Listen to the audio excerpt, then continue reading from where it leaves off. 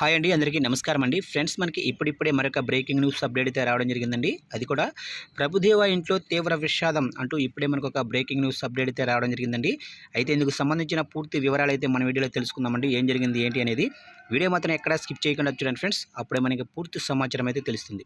ఇక లేట్ చేయకుండా వివరాల్లోకి వెళ్ళిపోదాము. ఇక నటుడు, దర్శకుడు, డ్యాన్స్ కొరియోగ్రాఫర్ ప్రభుదేవ ఎంట తీవ్ర విషాదం చోటు చేసుకుంది. ప్రభుదేవ అమ్మమ్మ పుట్టమని కన్నుమూశారు. తన అమ్మమ్మ అంత్యక్రియల్లో పాల్గొనేందుకు ప్రభుదేవ నిన్న మైసూరు చేరుకున్నారు. ఈ సమయంలో ఆయన సోదరుడు నాగేంద్ర కూడా ఉన్నారు.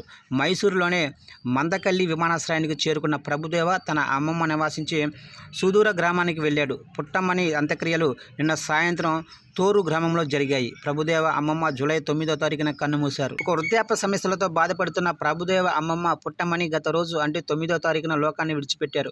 సీనియర్ కొరియోగ్రాఫర్ మూగూరు సుందరం అంటే ప్రభుదేవ తండ్రి టి నర్సీపూర్ తాలూకా మూగూరు గ్రామానికి చెందినవారు. ఇక ధూర్ గ్రామ ఉపాధ్యక్షుడు మహదేవప్ప పుట్టమని కుమార్తె మహదేవమ్మతో ఆయనకు వివాహం జరిగింది.